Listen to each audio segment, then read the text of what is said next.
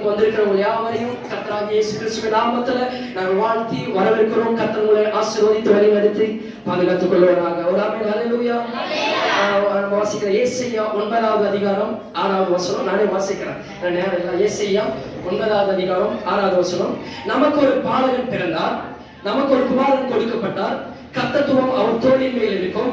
அவர் நாமம் அதிசயமானவர், ஆலோசனை கர்த்தா, வல்லமை உள்ள தேவன், நித்திய பிதா, சமாதான பிரபு எனப்படும். நான் இன்னைக்கு தலைப்பு வல்லமை உள்ள தேவன் சொல்லிருக்கல. வல்லமை உடையவர், வல்லமுடையவர் பிறந்தார். ஆல்மைட்டி காட், தி மைட்டி காட். ஆமென். ஹல்லேலூயா.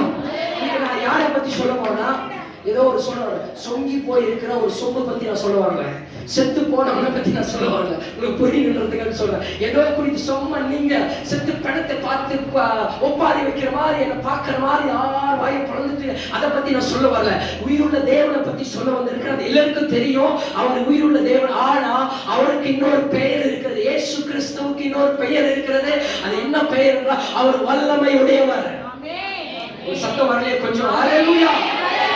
Mighty God. அவர் வல்லமை உள்ள தேவன், அவர் வல்லமை உடையவர். லூக்கா 1:49 வல்லமை உடையவர், மகிமையானவைகளை எனக்கு செய்தார், அவருடைய நாமம் பரிசுத்தம் உள்ளது. மரியாதை பார்த்து ஆண்டவருடைய தேவ தூதர்கள் சொல்லும் பொழுது மரியாதை சொல்லுகிறாள். மரியாதை பத்தி தான் நீங்க தியானிக்க போகிறேன். வல்லமை உடையவர், மகிமையானவைகளை எனக்கு செய்தார். இன்னைக்கு சொல்லுறீங்களா? வல்லமை உடையவர். சொல்லுங்க வாய்த்த. வல்லமை உடையவர், மகிமையானவைகளை எனக்கு செய்தார். பேர் சொல்லுங்க. வல்லமை உடையவர், மகிமையானவைகளை பீட்டர் ஜோன்ஸுக்கு செய்தார். உங்க பேரை நீங்க சொல்லி சொல்லுங்க. ஒரு கையை தட்டி ஆண்டவருக்கு. ஆண்டவர் இன்னைக்கு வல்லமையுள்ள காரியங்களை உங்கள் வாழ்க்கையில உங்க குடும்பத்தில் செய்வார். ஆதியாகமம் 17:1 சொல்லப்பட்டிருக்கிறது. அங்கே சொன்னார், நான் சர்வ வல்லமையுள்ள தேவன், ஆல்மைட்டி காட். நான் சர்வ வல்லமையுள்ள தேவன். நீங்க புரிஞ்சுக்கணும், வல்லமையுடையவர் பிறந்தார். இதுதான் கிறிஸ்துமஸ். சாதாரணமாக பிறப்பை குறித்து நாம் இங்கே கொண்டாடவில்லை, ஓகேவா, போற்றவில்லை. வல்லமையுள்ள தேவன் பிறந்தார் என்பதை நாம் கொண்டாடுகிறோம், போற்றுகிறோம், ஆராதிக்கிறோம், அவர் உயர்த்த வந்திருக்கிறோம். இப்படிப்பட்ட பிறப்பு கொஞ்சம் யோசிக்கிறோம். 2000 வருடங்களுக்கு முன்பாக இந்த பிறப்பு நடந்தது. இனி எத்தனை 1000 வருஷங்கள், லட்ச வருஷங்கள் இந்த பூமி இருந்தாலும் இப்படிப்பட்ட ஒரு பிறப்பை நாம் கேள்விப்படவும் முடியாது, அதை பார்க்கவும் முடியாது, அதை சிந்திக்கவும் முடியாது. ஏன்னா இந்த உலகத்துல ஒரே சர்வ வல்லமையுள்ளவர் பிறந்த தெய்வம். எதுக்காக சொல்ல வரனா? மரியாதையுடைய வயிற்றில அவர் கண்ணி கர்ப்பவதி ஆகி தேவகுமாரனை பெறுவதற்கு அவர்களுக்கு திருமணம் ஆகவில்லை. மரியாதைக்கு நிச்சயதார்த்தம் நடந்திருக்கிறது. யோசேப் என்ற ஒரு மனிதனோடு இந்த நிச்சயதார்த்தம் நடந்தது. ஆனா ஆண்டவர் சொன்னார், பரிசுத்த ஆவியினால். எதுக்கு சொல்ல வர தெரியுமா? இது உண்மை நம்பி ஆகணும். பைபிள் இதுதான் சொல்லுது. நம்ம படிக்கிற பசங்களுக்கு தெரியும், வரலாறு இதுதான் சொல்லுகிறது. கிபி கிமு, கிறிஸ்து பிறப்பதற்கு முன்பு, கிமு அதான் கேலண்டர் வந்திருக்கிறது. கிறிஸ்துமஸ் பிறந்த பிறகு, அது இயேசு கிறிஸ்துவின் பிறப்புக்கு அப்புறம் இன்னைக்கு நாம் இருக்கிறது. இதை குறித்து தான் கேலண்டரை குறித்து வைத்திருக்கிறார்கள். அப்போ மரியாள் அவர் நிச்சயிக்கப்பட்ட பின்பு யோசேப்பு ஆண்டவர், அவர் 2 பேரும் திருமணம். ஆணுடைய டிஎன்ஏவோ, ஆணுடைய ரத்தமோ, பெண்ணுடைய டிஎன்ஏவோ, பெண்ணுடைய ரத்தமும் எதுவுமே ரெண்டுமே இல்லாமல் ஒரு பரிசுத்த ஆவியினால, தூய ஆவியினால அவர் உருவாக்கப்பட்டதுன்னா அவர் வல்லமையுள்ள தேவன். நீங்க சொல்றேன், இன்னைக்கு செயற்கை இயற்கை 2 காரியங்கள் இருக்கிறது. இன்னைக்கு நான் ஏற்கனவே சொன்னேன், எது ஐஎன்ஏவா, ஐவி ஓகே. ஐவி பாத்தீங்கன்னா அதுல குழந்தைய உருவாக்குறதுனாலும் ஒரு பெண் கரு வேணும், ஆண் கரு வேணும். 2 கருவுமே இல்லாம ஒரு குழந்தைய உருவாக்க முடியணும். அதுதான் நம்ம ஆண்டவராகிய இயேசு கிறிஸ்து. அல்லாஹ் வல்லமை உள்ளவர். அவர் பிறக்கும் போது வல்லமையுடையவராய் பிறந்தார். இன்னைக்கு சொல்ற உன் வாழ்க்கையில் இது முடியாது, டாக்டர்கள் செத்துவேன் சர்டிபிகேட் கொடுத்துட்டாங்க, என் வாழ்க்கை அவ்வளவுதான் சொன்னீங்கன்னா, வல்லமையுடையவர் உன் வாழ்க்கையில் பிறந்தார்னா அந்த நொடி பொழுது கர்த்தருடைய பற்றி சுகமாக்குவார். ஹல்லேலூயா. அப்புறம் சொல்லுங்க, வல்லமை என்பது என்ன? What is mighty God? Super natural, இயற்கைக்கு அப்பாற்பட்டது வல்லமை. வல்லமை சொல்றோம், என்னங்க வல்லமை சொல்றோம்? இயற்கைக்கு அப்பாற்பட்டது. இயற்கைக்கு அப்பாற்பட்டது என்னன்னா, இயற்கை தெரியும், காற்று, தண்ணி, வானம், பூமி எல்லாமே இயற்கை. இயற்கைக்கு அதுக்கு செயற்கை நமக்கு தெரியும். நம்ம தயாரிக்கிற, நம்ம பயன்படுத்துறது எல்லாமே செயற்கை. ஆனா செயற்கையும் இல்லாம இயற்கைக்கு அப்பாற்பட்ட காரியங்களை செய்வதுதான் சூப்பர் நேச்சுரல். சொல்ல போனால் மனிதனுக்கு தான் இயற்கை செயற்கை, ஆனா கடவுளுக்கு அது இல்லை. ஒரு ஹல்லேலூயா. நான் சொல்றேன், இன்றைக்கு கர்த்தர் இந்த சத்தத்தை கேட்டு கொண்டிருக்கிற உங்களுக்கு ஆண்டவர் சொன்ன ஒரு வார்த்தை, நான் உங்களுக்கு இன்றைக்கு உங்கள் வாழ்க்கையில ஒரு சூப்பர் நேச்சுரலை நான் செய்வேன். புரியல? திரும்ப நான் சொல்றேன், உன் வாழ்க்கையில முடியாதுன்னு இப்போ நான் சொல்றேன், கொஞ்சம் நான் சொல்றேன். குழந்தையே பிறக்க முடியாத டாக்டர் சர்டிபிகேட் கொடுத்துட்டாங்க. 100 ஹாஸ்பிட்டல் ஏறிட்டேன், அதுக்கான பாசிபிள் இல்ல, 1% இல்ல. ஆனா கர்த்தரால முடியும். அதுதான் சூப்பர் நேச்சுரல். கர்த்தர் நினைச்சார்னா உன் வாழ்க்கையில அதை செய்ய முடியும். அதுதான் சூப்பர் நேச்சுரல். ஏனெனில் இயற்கையை படைத்தவரே அவர் தானே. காற்றையும் கடலையும் எல்லாவற்றையும் படைத்த தெய்வம் இயற்கையே அவர்தான். அவர் பிறக்கும் போது சூப்பர் நேச்சுரலாய் பிறந்தார். ஆதியாகமம் 1வது அதிகாரத்தில் தெரியும் நமக்கு, வானத்தையும் பூமியையும் பகலையும் இரவையும் சூரியனையும் சந்திரனையும் இயேசு கிறிஸ்து கர்த்தர் தான் படைத்தார். ஹல்லேலூயா. பிரகாஷ் கௌரி பேச வரார். அப்போ வானத்தையும் பூமியையும் அவர் படைத்தார். இயற்கைக்கே அவர்தான். உன் வாழ்க்கையில் நடக்க வேண்டியது எல்லாம் எப்படி சொல்றது, ஒரு சின்ன சும்மதான், ஒரு ஜிஜிபின்ற மாதிரி. உன் வாழ்க்கையில கர்த்தரை உண்மையா உன் உள்ளத்தில் ஏற்றுக்கொண்டீங்க. சேலஞ்ச் பண்ணி சொல்றேன், உன் வாழ்க்கையை கர்த்தர் இந்த நிமிஷத்துல இந்த நொடிய ஒரு அற்புதமாய் என் தேவனால் மாற்ற முடியும். இதை சிலரால் ஏற்றுக்கொள்ள முடியாது. ஏன்னா இதுதான் நடந்தது, இதுதான் உண்மை, இதுதான் சத்தியம், இதுதான் இயேசுவுடைய பிறப்பு. அந்த நாளை தான் உலகம் முழுவதிலும் கிறிஸ்துமஸாக கொண்டாடி கொண்டிருக்கிறார்கள். அவருடைய பிறப்பே சூப்பர் நேச்சுரல். ஏனெனில் இந்த பூமியில மனிதனாய் பிறப்பது இயற்கையானது. செயற்கையாக குழந்தையை பெற்றுக்கொள்ள முடியும். ஆனால் இயற்கையும் செயற்கையும் இல்லாம, ரெண்டுமே இல்லாமல் பரிசுத்த ஆவியினால் பிறந்தவர் தான் நம் ஆண்டவராகிய இயேசு கிறிஸ்து. அந்த இயேசு கிறிஸ்துவை தான் இன்னைக்கு அறிவித்துக் கொண்டிருக்கிற இயேசு கிறிஸ்து உங்கள் உள்ளத்தில் ஏற்றுக்கொள்ளும் போதே இன்னைக்கு அந்த கிறிஸ்துமஸ் செலிப்ரேஷனை நீங்கள் கொண்டாடுவீங்க. அவருடைய வல்லமையை போற்றும்படியாக இன்றைக்கு இங்கு கூடி வந்திருக்கிற எல்லாருடைய வாழ்க்கையிலும் அவர் வல்லமை விளங்கும். அவர் வல்லமை உடையவர் என்பதை நான் அறிந்து கொண்டது போல நீங்கள் அறிந்து கொள்வீர்கள். ஹல்லேலூயா. இயேசு இந்த பூமியில் 33 வருஷம் உயிரோடு வாழ்ந்தார், மனிதனாக வாழ்ந்தார். அவர் மனிதனாக வாழ்ந்து அடக்கம் பண்ணப்பட்டு 3ஆம் நாள் உயிரோடு இருந்தார். 33 வருஷத்துக்கு பூமியில் இருக்கும்போது 3 வருஷ காலங்கள் அவர் இந்த பூமியில் வாழ்ந்த நாட்களில் அவர் செய்த வல்லமைக்கு நிகராய் இந்த பூமியில ஒன்றுமே இல்லைங்க. ஏன் அவர் வல்லமையுடையவர் என்று நான் சொல்லுகிறேன்னா, பிறந்தது வல்லமையில் பிறந்தார். அவர் வாழ்ந்த காலத்தில் செய்த வல்லமைகள் இப்பொழுது வல்லமையாய் காரியங்களை செய்து கொண்டிருக்கிறார். குருடரின் கண்களை திறந்திருக்கிறார், செவிடரின் செவிகளை திறந்திருக்கிறார், சப்பாலை எழுப்பி நடக்கப்பட்டிருக்கிறார், குஷ்டரோகியை சுகமாக்கி இருக்கிறார், மரித்தவர்களை உயிரோடு எழுப்பியிருக்கிறார். நான் பாவிகளை ரட்சிக்கும்படியாக பாவத்தை மன்னித்தார். இன்னைக்கு நான் சொல்றேன், இந்த தேவன் உங்கள் வாழ்க்கையில ஒரு அற்புதங்களை அவர் செய்ய அவர் வல்லமையுள்ள தேவனாக இருக்கிறார். ஹல்லேலூயா. சொல்லுங்க ஹல்லேலூயா. ஹல்லேலூயா.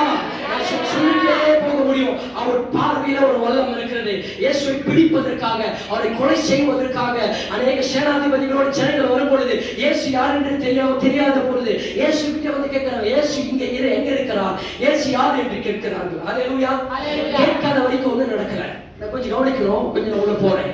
இயேசு நின்று கொண்டிருக்கிறார். இயேசு அரெஸ்ட் பண்ணுவதற்காக சேனாதிபதிகள் வராங்க. வரும்போது கேட்கிறார், இயேசு யார் என்று இயேசு கிட்ட கேட்கிறார். அதுல இயேசு பார்க்கறாங்க, அழகா இருக்கிறார், நின்று கொண்டிருக்கிறார், ஒன்று நடக்கல. இயேசு யார் என்று கேட்கும் பொழுது, இயேசு என்று பெயரை சொல்லும் பொழுது அந்த ஒரு பார்வை பார்த்தாரு பாரு, என்னையே கேட்கறியா பார்த்தாரு. அவன் கீழே குப்புறா விழுந்தா. அதுதாங்க வல்லமை. அவர் பார்த்தாலே வல்லமை. அவர் பார்வையில வல்லமை இருக்கிறது, அவருடைய வார்த்தையில வல்லமை, அவர் சிந்தனையில வல்லமை, அவருடைய நடையில வல்லமை, அவர் கிரியில வல்லமை, அவருக்கு அகத்திலே வல்லமை. ஹல்லேலூயா. ஒரு 15 வருஷத்துக்கு முன்னாடி நான் ஆண்டவரை ஏற்றுக்கொண்ட ஒரு 4-5 வருஷத்துல இதே மாதிரி ஒரு இடத்துல ஒரு ஜபத்துல ஒரு இடத்துக்கு போகும்போது, அப்ப சின்ன பையனா இருந்தேன், ஒன்னும் ஜபம் தெரியும், எதுவுமே தெரியாது. ஒரு சின்ன ஒரு வாலிப பெண், கிட்டத்தட்ட ஒரு 20-25 வயசு இருக்கும்னு நினைக்கிறேன். ஒரு இந்து தான், இந்து வன்னியர் குலத்தை சேர்ந்த ஒரு பொண்ணு இங்க அருமலை பக்கத்துல. அப்ப அங்க போகும்போது நான் ஒன்றுமே பண்றேன், போய் நிற்கும் போது பார்க்கும்போது அதை கத்தி கதறி அழுது கூப்பாட ஒன்றும் பண்ணல, ஜெபிக்கல, எதுவுமே பண்ணல, கை வைக்கல, எதுவும் பண்ணல. பார்க்கும் பொழுது அந்த கத்தி கூப்பாட போட ஆரம்பித்தது. என்ன பார்க்காதீங்கன்னு சொன்னது. அப்ப என் பார்வையில் அந்த வல்லமை இருக்கிறது. அது எப்படின்னா, இயேசு கிறிஸ்து ஒருவனுக்குள்ள வருவானா, நீ பார்க்கும் பொழுது நடக்க வேண்டியது நடக்கும். நான் சொல்றேன், நீ பார்க்கிற பார்வையில வல்லமை இயேசு சொல்ல வேண்டாருன்னா, அவர் பார்த்தாலே வல்லமை புறப்பட்டது. நீங்க பார்த்தீங்கனால வல்லமை புறப்படுமே. அனுபவம் எனக்கு தெரியும், நான் கண்டிருக்கிறேன். ஹல்லேலூயா. அநேக வியாதியஸ்தர்கள் கர்த்தர் சுகமாக்கி இருக்கிறார். அநேக பாடுகளில் இருக்கிறவர்கள் கர்த்தர் சுகமாக்கி இருக்கிறார். அதுதான் வல்லமையுள்ள தேவன் என்று நம்ம சொல்லிட்டு இருப்போம். நான் அடிக்கடிக்கு வார சொல்றேன், நான் எப்படி இயேசுவை ஏற்றுக்கொண்டேன். ஒரு சாட்சி சொல்ற நல்லா இருக்கும். நான் எப்படி இயேசுவை ஏற்றுக்கொண்டேன் என்று நான் சொல்றேன். நான் சொல்லியிருக்கிறேன். ஏன்னா அதுக்கான ஓனர் இங்க வந்திருக்கிறார். அதனால கண்டிப்பா நீங்க சொல்லி ஆகணும். ஒரு ஹல்லேலூயா. எத்தனையோ முறை சொல்லியிருக்கிறோம். அதுக்கான ஓனர் நான் ஏற்றுக்கொண்டதுக்கு ஒரு ஓனர் இருக்காங்க. ஒரு ஹல்லேலூயா. யாரும் பார்க்கணுமா? அவரை பார்க்கணுமா? கொஞ்சம் எழுந்து நில்லுங்கப்பா. யாருங்க எழுந்து? யாருங்க? சீக்கிரம், டைம் ஆச்சு. யாரும் தெரியலையா? முதல்ல எழுந்து. இல்ல தெரியுமா இல்ல தெரியாத மாதிரி ஆக்டிங்க இல்லன்னு தெரியல. ஓகே, அவர் தான். ஒரு ஆமே கிட்டத்தட்ட 2006 ஆண்டு ஏற்றுக்கொள்ளும் போது அவருக்கு வந்து ஒரு 1.5 வயசு இருக்குமா? 1.5 வயசா? 1.5 வயசு கிட்ட இருக்கும். அந்த யூரின் வர இடத்துல சதை வந்துட்டு ஃபுல்லா பிளாக் ஆயிடுச்சு. பேபி ஹாஸ்பிட்டலுக்கு கூட்டு போனாங்க. வேலூர், சென்னையில் பேபி ஹாஸ்பிட்டல் கூட்டு போனாங்க. பட் அங்கே வந்து ஆப்ரேஷன் பண்ண முடியாது. ஏதோ சம் ரீசன் சொன்னாங்க. கரெக்டாக ஞாபகத்துக்கு இல்லை. பெருசாக இட்டுட்டு வாங்க சொன்னாங்களா? அது ஓகே. அவங்க பாட்டி இருக்கிறாங்க, அவங்க சாட்சி. அவங்கலாம் நல்லோட கதையை அடிச்சு விட்டு போகிறது இல்லை. அவங்க தாயார் இருக்கிறாங்க, எல்லாம் இருக்கிறாங்க. அப்போ அந்த யூரின் வரும்போது வெளியில் சுத்தமாக வராது. அப்படியே யூரின் வரதுக்கு வயிறு ஃபுல்லாக உப்பிடும், ஒரு மாதிரி ஆகிடும். ரொம்ப கஷ்டப்படுவான். அப்போ சொல்லுவான், முடியாம வயிற்றுலாம் பார்த்து ரொம்ப வேதனையாக இருக்கும். அப்போ எல்லா டாக்டரும் கை விட்டுட்டாங்க. எனக்கு ஒன்றுமே பண்ண முடியாது. ஒரு நாள் நான் சபைக்கு போனேன். அப்போ தான் சபைக்கு போன நாட்கள். போகும்போது சபையில் இது மாதிரி உட்காந்துட்டு இருக்கேன். இது மாதிரி வேற நின்று ஒரு பாஸ்டர் பிரசங்கம் பண்ணிட்டு இருக்கிறேன். ஒரு வார்த்தையை சொன்னார், இயேசு கிறிஸ்து மரித்த லாசருவை 4 நாள் கழித்து உயிரோடு எழுப்பினார்.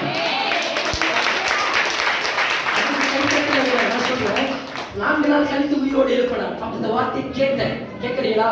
வார்த்தையை கேட்கறீங்களா? அதான் வார்த்தையை கேளுங்க. வந்து தூங்காதீங்க. அதை நீங்க வேடிக்கை பார்க்காத. வார்த்தையை கேட்கணும். கேட்டு எல்லாரும் போயிட்டாங்க. எல்லாரும் போயிட்டு சபை விட்டு போயிட்டு சபையோட உட்காந்து முழுதல் படிக்கிட்டு ஆண்டவர்கிட்ட கேட்கிறேன், ஆண்டவரே நீங்க யாருன்னு எனக்கு தெரியாது. பட் யாரோ ஒருத்தர் சொன்னாங்க, உங்களை மாதிரி யாரும் சிலர் வந்திருக்கிறீங்க. யாரோ ஒருத்தர் சொன்னாங்க, நான் இங்க சபைக்கு வந்திருக்கிறேன். நீங்க இந்த வார்த்தையை கேட்டிருக்கிறேன். பைபிள் சொல்லி இருக்கிறது. இந்த பைபிள் வேதத்துல இந்த ஒரு வார்த்தையை சொல்லி பிரசங்கி இருக்கிறாங்க. மரித்த லாசரு 4 நாள் கழித்து உயிரோடு எழுப்பினது உண்மைதான். அந்த பைபிள் வார்த்தையை நான் நம்பல. உயிரோடு எழுப்பினது உண்மைனா எனக்கு இன்னைக்கு ஒரு தேவை இருக்கிறது. அந்த மகன் முரளி மரணப்படுக்கையில டாக்டர்களால் கைவிடப்பட்டு இன்னைக்கு அந்த ஒரு மரணத்துக்கு போராடி கொண்டிருக்கிற அந்த மகனை நீங்க தொட்டு சுகமாக்கணும். நான் அவருக்கு ஒரு சேலஞ்ச் வைக்கிறேன், ஒரு கண்டிஷன் போடுறேன். என்ன தெரியுமா? எந்த மாத்திரையும் எடுக்கக்கூடாது, எந்த மருந்தும் எடுக்கக்கூடாது, எந்த ஆபரேஷன், எந்த டாக்டர் கிட்ட போகக்கூடாது, எந்த கத்தியும் அவன் மேல படக்கூடாது. கர்த்தர் நீங்க பரிபூர்ண சுகத்தை நீங்கள் கொடுத்தீங்கன்னா நீங்க தான் தெய்வத்தை. இன்னைக்கு நாயாக கர்த்தருக்கு காரணம் சொல்லி இந்த அளவுக்கு தொண்டைக்கிய கத்துறதுக்கு காரணம் அதுதான். சொல்லிச்சு ஜோமனிச்சு நான் பாட்டு கடந்து வரேன். சில நாட்களுக்கு பிற்பாடு போன் வருது, சொல்றாங்க, அவரே சொல்றாரு, இப்ப நான் உச்சா நல்லா போறேன்ட்டு. இதுல அப்ப வீட்டுல சொன்னாங்க, எல்லாம் சரியாயிடுச்சு. இன்னைக்கு வரைக்கும் உண்மையா பொய்யான்னு கேளுங்க. 17-18 வயசு இருக்குன்னு நினைக்கிறேன். இன்னைக்கு வரைக்கும் எந்த ஹாஸ்பிட்டலுக்கு அதுக்காக மருந்து மாத்திரம் எடுக்கல. உண்மையா பொய்யான்னு கேளுங்க. என்ன டவுட்னா அவங்க பின்னாடி கூட்டு செக் பண்ணி பாருங்க. ஆபரேஷன் பண்ணிருக்காங்க. ஹல்லேலூயா, ஹல்லேலூயா. நான் நினைச்சேன் இதுதான் உண்மையான தெய்வம். டாக்டரே சொல்லுவாங்க, இதுக்கு மேல கடவுள் தான் பார்த்துக்கணும்ட்டு. டாக்டர்கள் கைவிட்டுட்டாங்க, சொந்த பந்தங்கள் கைவிட்டுட்டாங்க, நான் வணங்கின தெய்வம் எல்லாம் கைவிட்டது. கொஞ்சம் மன்னிச்சுக்கீங்களா சொல்லிடுறேன். எல்லா குளத்தையும் ஏறி இறங்கினேன், எல்லா இடத்துக்கு போனேன். எல்லாரும் ஒண்ணும் பண்ண முடியாம கடைசியா ஒரு வாழ்க்கை.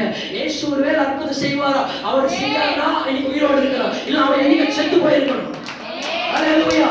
இது சத்தியம். நான் பைபிளை வச்சு சொல்றேன், என்னைக்கோ அவன் மரித்திருக்கணும். இன்னைக்கு உயிரோடு இருக்கிறதுக்கு காரணம் கர்த்தர் அவனை தொட்டு சுகமாயிருக்கிறார். அப்பதான் இந்த பைபிளை சுமந்த இனி இயேசுதான் தெய்வம், கர்த்தர் தான் தெய்வம் என்று நான் இன்னைக்கு ஊரெல்லாம் பறைசாட்டி கொண்டு இத்தனை பிரச்சனைகள் நடுவில் இங்க ஆராதனை நடத்தி கொண்டிருக்கு. காரணம் தெரியுமா?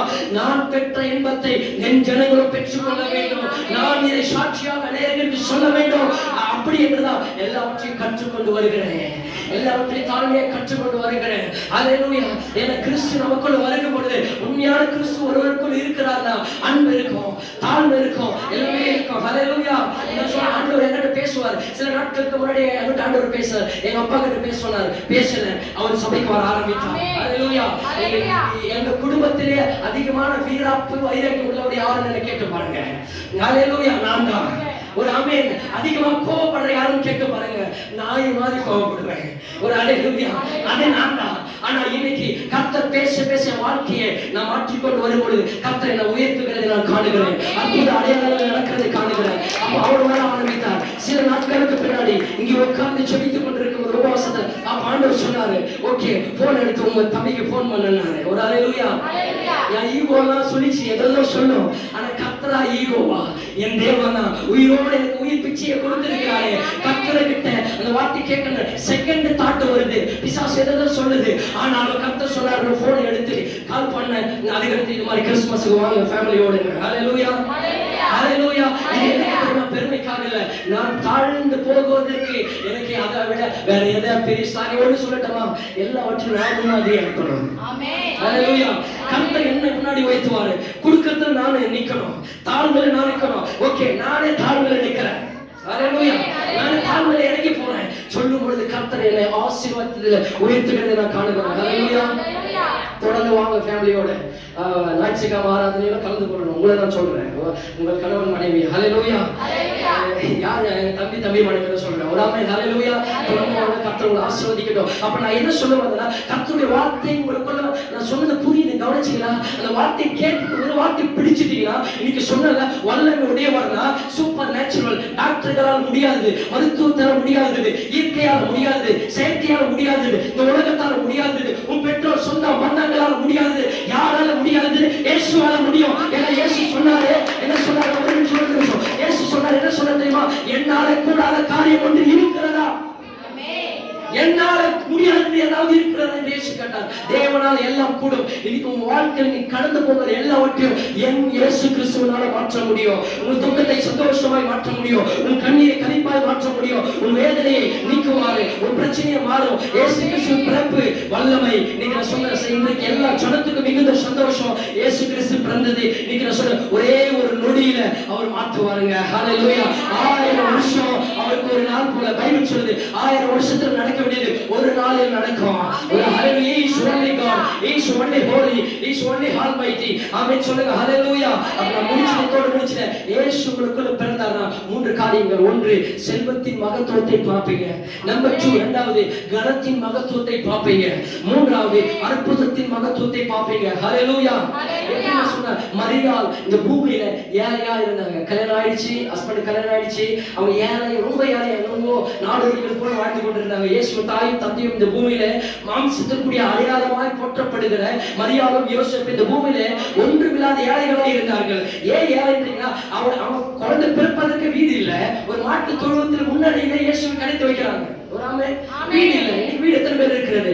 உங்களை விட ரொம்ப பரம ஏழையாய் அந்த குடும்பம் இருந்தது. ஆனா மாட்டு தொழுவத்தில் இருந்தாங்க. அவருடைய ஏழ்மை நிலை, நாடோடி வாழ்க்கை. அவர் தச்சன் வேலை செய்து கொண்டிருந்தார். தச்சன் வேலையை அவர் செய்து கொண்டிருந்தார். இயேசு பிறந்த உடனே தேவ தூதர்களுக்கு ஆண்டவர் சொல்றாரு.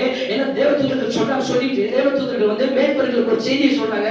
அங்க ஒரு ராஜா பிறந்திருக்கிறார், இயேசு பிறந்திருக்கிறார். எல்லா ஜனத்துக்கும் மிகுந்த சந்தோஷம். அவரை போய் ஃபர்ஸ்ட் நீங்க கனம் பண்ணணும், அவரை உயர்த்தணும், ஆராதிக்கணும். மேற்பர்களுக்கு சொன்னாங்க. மேற்பர் ஆடு வைக்கிறாங்கல்ல, அவருக்கு சொன்ன உடனே எங்க நாங்க போய் கண்டுபிடிக்கிறது? அந்த இடத்துல எங்க இருக்காங்க போய் கண்டு அதுக்கு சொன்னாருதான். அது பேர் தான் அந்த ஸ்டார் கட்டி இருக்கிறோமா?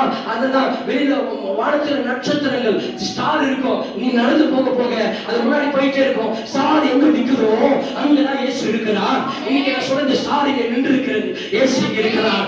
இயேசு வாழ்க்கையை மாற்றுவார், ஒரு சூழ்நிலைகளை மாற்றுவார். போன உடனே தங்கத்தையும் வெள்ளியும் ஐஸ்வர்யத்தையும் பொன்னையும் தூபவர்க்கத்தையும் இயேசுடைய பாதத்தில் வைத்து பணிந்து கொண்டாங்க. இது ஏன் சொல்லுவானா, அது வரைக்கும் அவங்க ஏழையா இருந்தாங்க.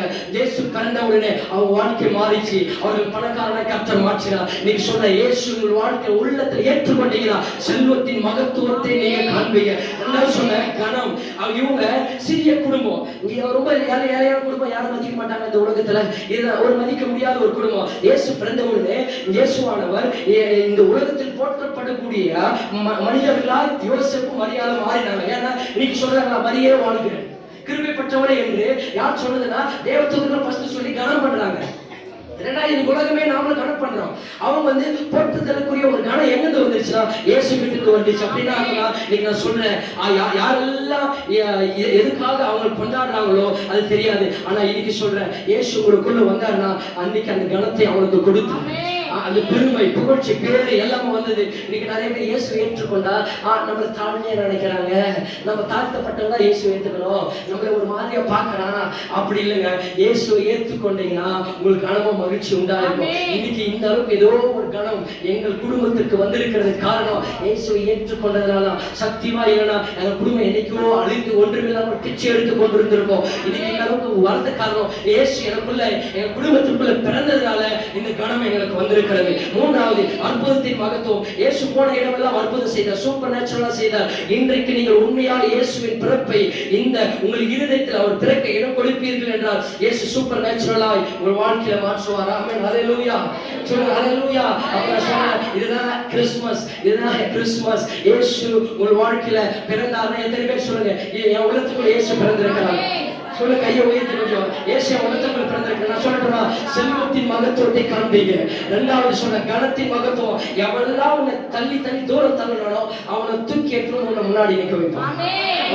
நான் சொல்றது கேளுங்களா? யாரெல்லாம் ஒதுக்கினாங்களோ, சொந்த பந்தங்களோ, குடும்பமோ, உற்றார் உறவினரோ, வேலை செய்யற இடத்துலயோ, பிசினஸ் எங்கெல்லாம் உன்னை ஒரு மாதிரி ஏறமா இவெல்லாம் ஒரு ஆதாயம் பார்க்காத போனோம், அவன் நீ பார்க்கிற வரைக்கும் உனக்காக அவன் காத்திருப்பான். இந்த ரேமா வார்த்தை கர்த்தரை கனப்படுத்துவார், கர்த்தரை உயர்த்துவார், கர்த்தரை மேன்மைப்படுத்த, கர்த்தரை ஆசீர்வதிப்பார். மூன்றாவது சொன்னேன், அற்புதம் உங்கள் வாழ்க்கையில் நடக்கும். சூப்பர் நேச்சுரலாய் கர்த்தர். நீங்க எதுக்காக இருந்தாலும் கண்ணை மூடிட்டு சூழ்நிலை சொல்றதை பார்க்காதீங்க, மக்கள் சொல்றதை பார்க்காதீங்க, டாக்டர் சொல்றதை பார்க்காதீங்க, உலகம் சொல்றதை பார்க்காதீங்க, என்ன சொல்றதை பார்க்காதீங்க. கர்த்தருடைய வார்த்தை என்ன சொல்லுகிறதோ அதை நீங்கள் பாருங்கள். நிச்சயமா இயேசு உங்கள் வாழ்க்கையில அற்புதங்களை செய்வார். இது ஹாப்பி கிறிஸ்மஸ். சொல்ல பக்கத்துல ஹாப்பி கிறிஸ்மஸ்.